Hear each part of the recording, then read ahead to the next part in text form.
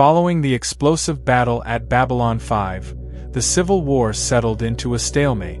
President Clark began to focus on bringing in the rebellious world like Proxima 3 and Orion 7 and crushing the Mars resistant. While rebel Earth Force ships were still on the loose, there were too small in numbers and almost no supply line to replace lost crew or equipment, so they were considered a nominal threat at best. Babylon 5 was now fully involved in the current Shadow War and thus caused almost no problems for him. Plus, Clark's Shadow allies informed him that they would deal with the station in time, and as such, Clark generally steered clear of it. Clark began his campaign to retake the rebel worlds, starting with Mars. While bombing attacks did do some minor damage, the Mars resistance was stubborn and kept fighting back against Earth Force troops. Clark continued to send in more and more troops till they numbered in the hundreds of thousands. Adding to this, Psychor, who was playing both sides to advance their own agenda, supplied loyal telepaths to do scans on anyone deemed a threat of even if they were remotely connected to any possible individual of interest. These scans were done without the consent of the person being scanned, and there was no area off-limits to them.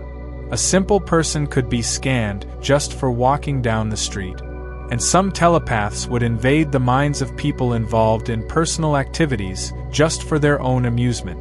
But as time passed and the progress was slow, Clark ordered more aggressive and illegal actions, including rounding up family or friends of a wanted person and executing them in hopes of driving them into the open to be arrested or killed. While stubborn, Mars was losing the war and no help was coming soon. On Orion 7, the lightly colonized world was mostly used for food production and some mining with a small population. When they seceded from the Alliance, all they had was a small police force and a local militia to defend themselves with. When an Earth task force arrived in the system, Orion fell in a few short days. Hundreds of people were arrested, and some political and resistance leaders were killed. The people were subject to massive punishments that caused untold suffering to the point of war crimes.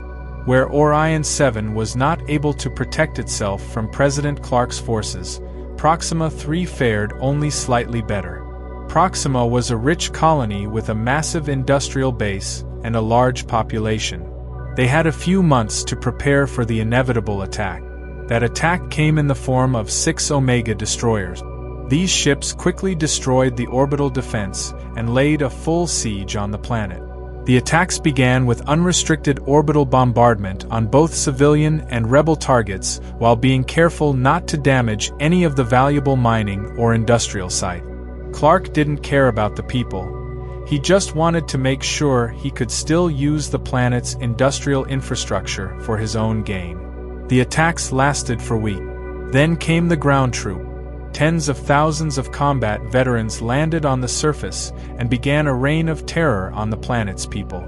Thousands were killed or maimed by these attacks. After the Shadow War, the Shadows left the galaxy. In doing so, Clark lost his most powerful allies. In a panic, he ordered a full blockade of Babylon 5 and began a massive propaganda campaign against the station and its officers. To help sway public opinion further against Sheridan, he ordered Psi-Corp's elite fighter group, the Black Omega Squadron, to attack an Earth Force patrol guarding one of the jump gates leading to Babylon 5. This attack was thwarted by a fighter group sent by the station to stop the attack and save the pilot. This incident would be the first of many small moves President Clark would make to isolate and weaken the rebel forces. Clark, now realizing he was on his own, became more tyrannical and aggressive towards any opposition. His responses would become more violent and deadly.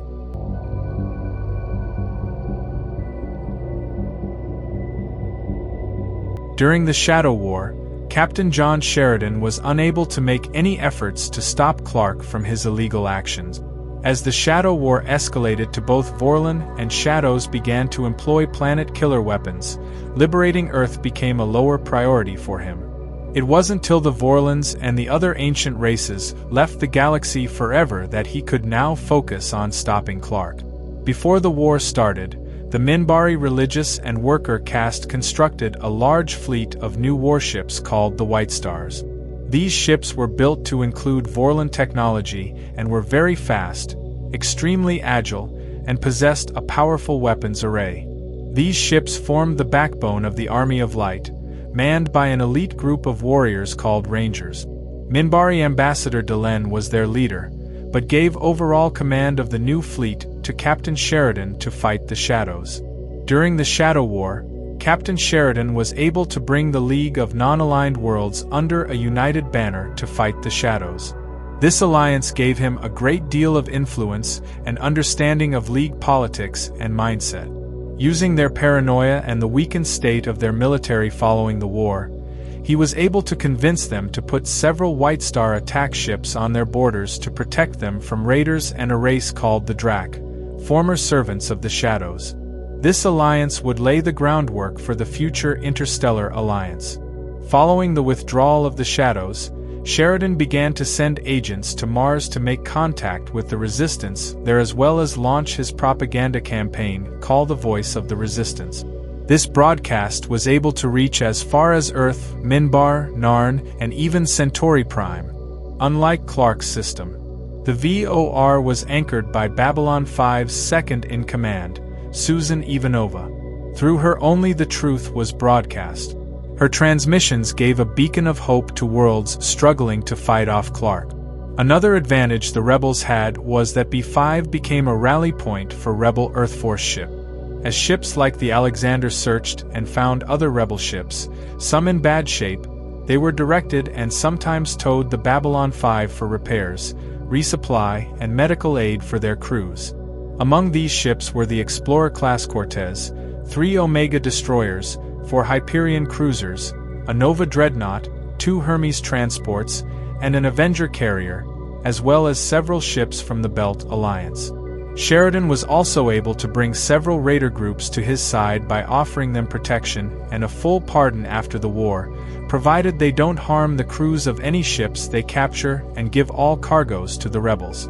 Many raiders walked away, but a few did sign on and would become extremely rich by the war's end, and one group started a legitimate shipping company with an exclusive contract with the Interstellar Alliance.